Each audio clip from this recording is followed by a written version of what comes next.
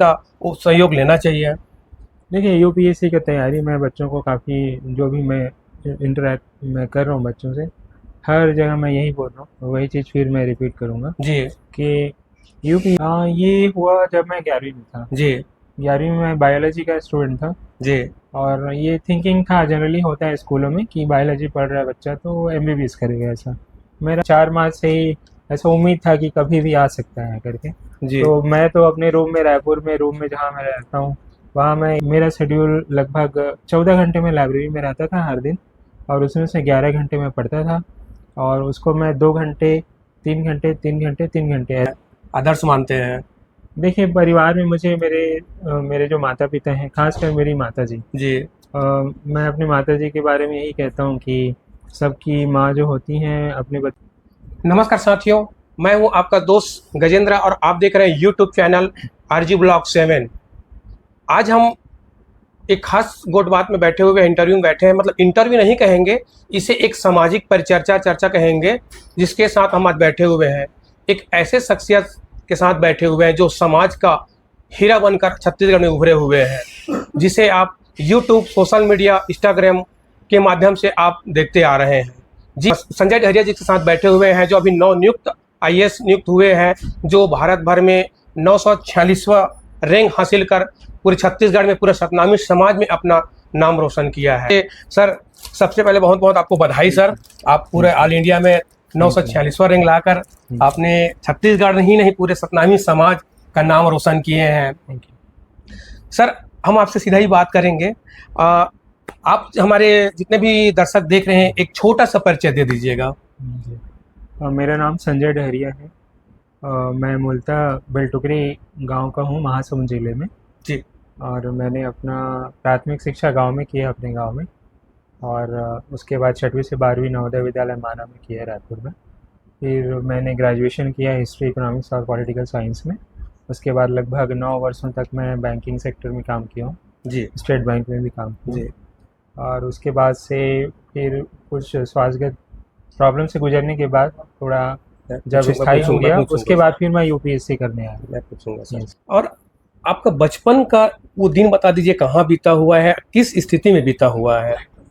बचपन मेरे गांव में, मैं 9 साल की उम्र तक गांव में ही रहा हूँ। जी जी और वहीं पे वही जो गांव का जो जीवन होता है, बचपना जो होता है, धूल मिट्टी, तालाब, नदी, वही वाला जीवन रहा है।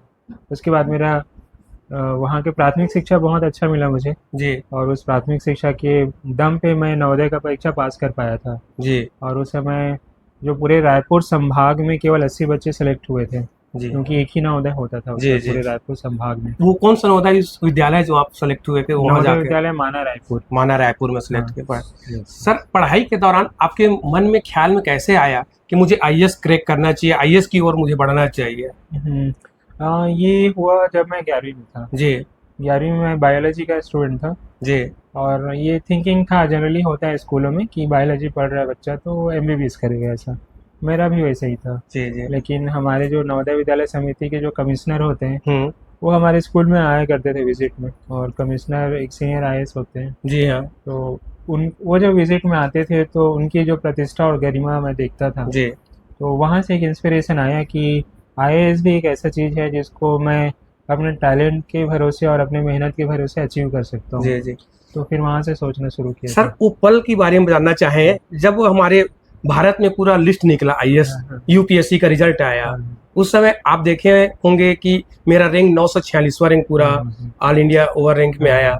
उस समय उस पल के बारे में बताएंगे कि उस समय उत्सुकता कैसे रहा, खुशी कैसे रहा, आपके परिवार में उत्सुकता कैसे रहा? हाँ, हम लोग 2-3 दिन से रिजल्ट का वेट कर रहे थे, क्योंकि ये 6 मार्च को रिजल्ट आया, लेकिन 4 मार्च से ही ऐसा उम्मीद था कि कभी भी आ सकता है करके। जी तो मैं तो अपने रूम में, रायपुर में रूम में जहाँ मैं रहता हूँ, वहाँ मैं एनी टाइम अपने टैब को खोल के बैठे रहता था। जी जी जी। वेबसाइट को ओपन करके, बिल्कुल यूपीएससी बिल्कुल। का, कि अभी आएगा करके। और एकदम मतलब पूरा दिमाग उसी में था। और 6 तारीख को मुझे एग्जैक्टली याद है, 2:06 में रिजल्ट आया था दोपहर को। जी हाँ। और मुझे लगता है मैं शायद गिने चुने लोगों में से हूँगा जिसने सबसे पहले बार देखा होगा उसको, रिजल्ट को। जी, मतलब जैसे ही अपलोड हुआ और मैं देखा उसको, ऐसा अच्छा, मतलब पहले ही पल में आपने देख हाँ, लिया। हाँ, तो उस पल में कितना खुशी उत्साह हुआ? आपको तो उत्साह हुआ, हाँ, हाँ। आपके परिवार में कितनी खुशी फैल गया उस समय। देखिए हम लोग के लिए ना ये केवल एक नौकरी नहीं था, जी हमारा एक काफ़ी लंबा स्ट्रगल है।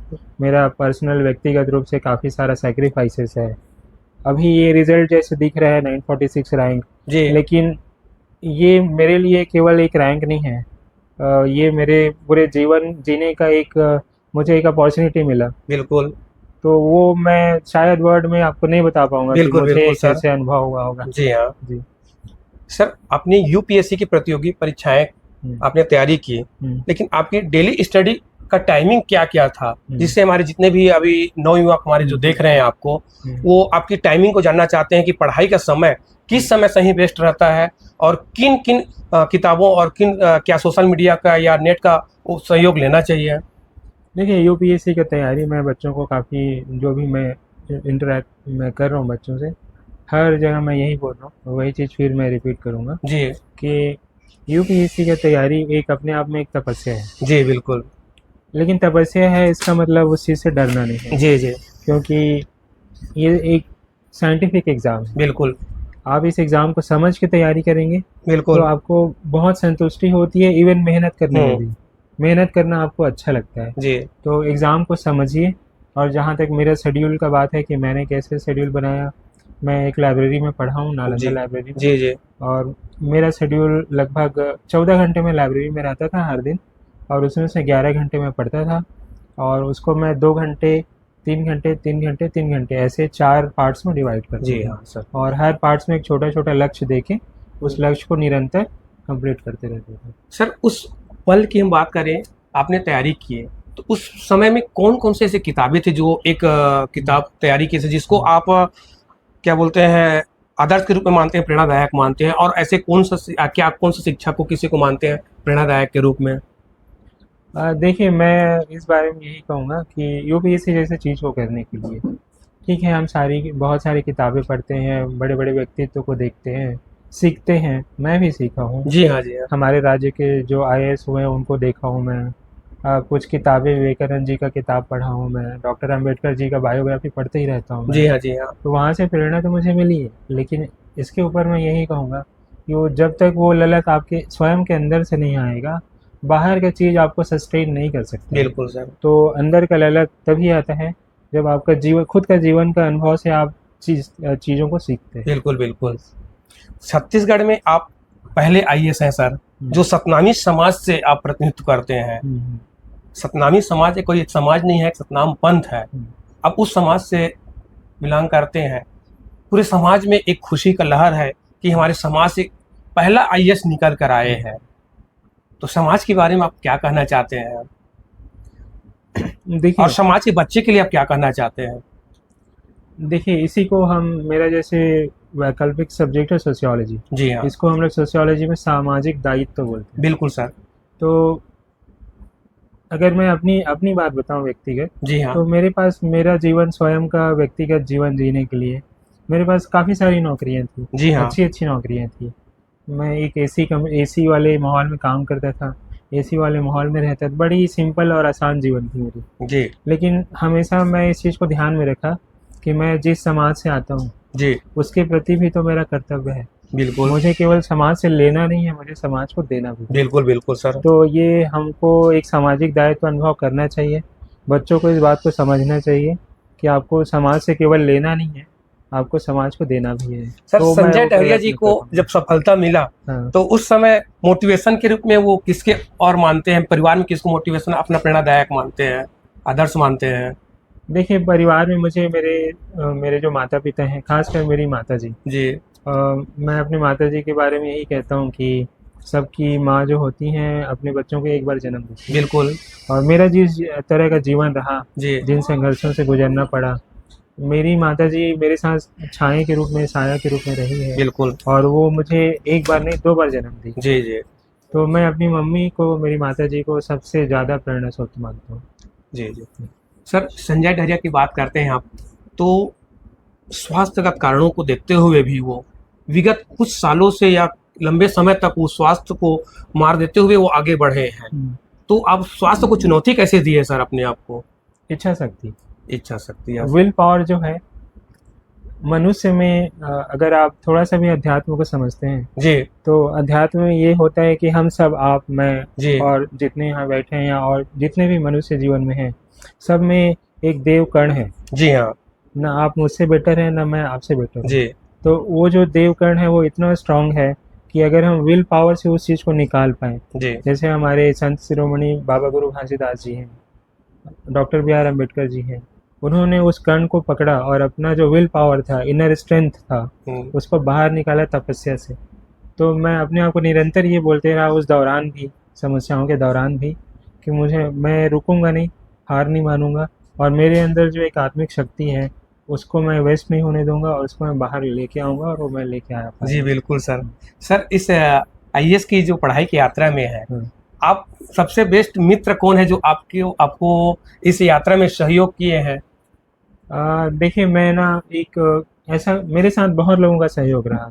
यूपीएससी एक ऐसा एग्ज़ाम है जो आप किताब पढ़ने से आप आईएएस नहीं बनते हैं। जी हाँ। किताबें तो पढ़ना ही होता है, हुँ, लेकिन ये एक आपका मानसिक, जो आपकी क्षमता है, मानसिक दृढ़ता है, उसको चेक करता है। आप भावनात्मक रूप से कितने स्टेबल हैं, कितने स्थिर हैं, उसको चेक करता है। तो ये सब क्या होता है, जब आपके पास बहुत भीड़ नहीं चाहिए आसपास, अगर 2 व्यक्ति भी हैं आपके पास ऐसे हैं जिनको आप मन की बात शेयर कर सकते हैं, जी हाँ। अपनी परेशानियाँ बता सकते हैं, तो वो अच्छा हो जाता है, थोड़ा-सा एक रिलैक्सेशन मिल जाता है। तो मेरे जीवन में मेरे 1-2 मित्र हैं, मेरे नवोदय स्कूल टाइम के, जी हाँ। मेरे 1-2 शिक्षक हैं, परिवार में मेरे भाई लोग हैं, मेरे चाचा का एक लड़का, मेरा खुद का भाई है, एक बड़ा भाई मेरा विजय डहरिया। जी, जी। तो इन सब का सहयोग मुझे सहयोग बहुत रहा, अच्छे से मिला है बिल्कुल। इसमें। संजय डहरिया अपने मेहनत को ज़्यादा अच्छा मानते हैं कि किस्मत को अच्छा ज़्यादा मानते हैं, उसमें भरोसा करते हैं? किस्मत ना आप अपनी मेहनत से बनाते हैं। बिल्कुल। किस्मत ऊपर से आता नहीं है, जी, बिल्कुल। किस्मत कहीं पे लिखा नहीं है। हम जैसे ही सुबह उठते हैं और हम जिस तरह का जीवनचर्या जीते हैं, दिनचर्या, वही किस्मत लिखाता है हमारा। अगर मैं मेहनत नहीं करता तो आज का एक मेरी किस्मत ऊपर से तो नहीं लिख के आ जाता ना। तो कहीं न कहीं आप मेहनत को पहले मानते एनी हैं। डे, एनी डे, जी हाँ। एनी डे आप मेहनत करेंगे 99%, जी हाँ। तब आपको एक आत्मिक आशीर्वाद मिलता है 1% जो आपके आपके काम को सफल करते हैं। जी, जी। अभी आईएएस में आपका यात्रा शुरू हो चुका है। हम्म। अपनी सफलता में ज़िंदगी में और क्या-क्या बदलाव आगे लाना चाहते हैं और समाज को क्या दिशा देना चाहते हैं? मेरा प्राथमिकता है ना, मैं अपने समाज के बच्चों तक अपना अनुभव शेयर करना चाहता हूँ।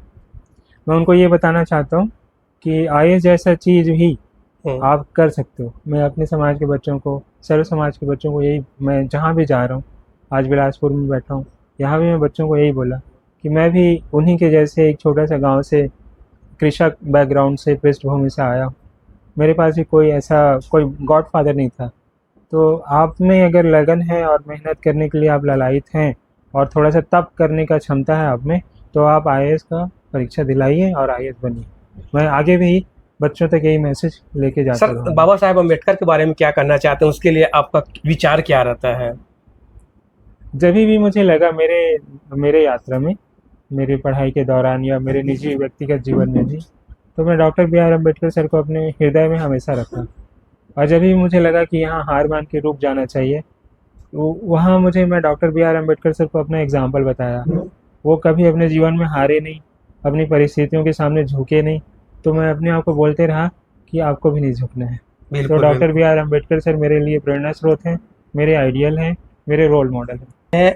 आज की जो नवयुवक पीढ़ी है, हम्म। वो शिक्षा की ओर कम जाते हुए क्यों धार्मिक चीज़ों में ज़्यादा जा रहे हैं, शिक्षा को दरकिनार कर रहे हैं, हम्म। जबकि उनको मालूम होना चाहिए हम्म। कि आज जो स्थिति में जो चल रहे हैं, वो भारतीय संविधान के देन से चल रहे हैं, बाबा साहेब के देन से हैं। हम्म। तो आज की जो पीढ़ी हमारे युवा देख रहे हैं हम्म। आपको, हम्म। तो उनके बारे में बताइए सर, उसको किस लाइन में जाना चाहिए और किस रास्ते में जाना चाहिए? हम्म। देखिए, मैं बच्चों को, खासकर जो यंग बच्चे हैं, जो नौजवान बच्चे हैं, उनको मैं यही कहूँगा, धर्म आपका कर्म है। आप अपना कर्म अच्छे से करिए, अपने जीवन को अच्छा बनाइए, परिवार के लिए आप एक गर्व का कारण बनिए, समाज के लिए गर्व का कारण बनिए। धर्म ऑटोमेटिक अच्छा हो जाएगा। आपको धर्म के लिए लड़ना नहीं है किसी से, कहीं जाके भीड़ नहीं लगाना है आपको। आप अपने रूम में मेहनत करिए। आपके मेहनत से आप जिस धर्म को बचाना चाहते हैं या जिसको दिखाना चाहते हैं, वो ऑटोमेटिक देखेंगे ना लोग। आप मेहनत करके अपने जीवन से दिखाइए ना उसको। सफल हुई है। हाँ। जी सर, हमारे समाज में लड़कों की एक बहुत बड़ी समस्या है। हम्म। हमारे समाज में ज़्यादातर इंग्लिश टू इंग्लिश बात नहीं कर सकते, बहुत अधिकतर।